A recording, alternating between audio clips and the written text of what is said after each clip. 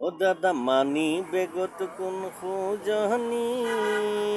কিবা খং জেউতি বকৰাতি টোপনিত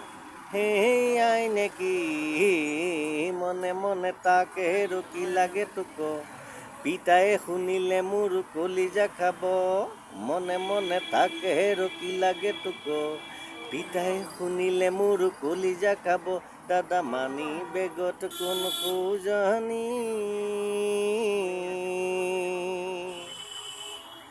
শাৰী এখন লাগিছিলে শিলযোৰ ফাটিছিলে লৈ ল'ব লাগিব চাই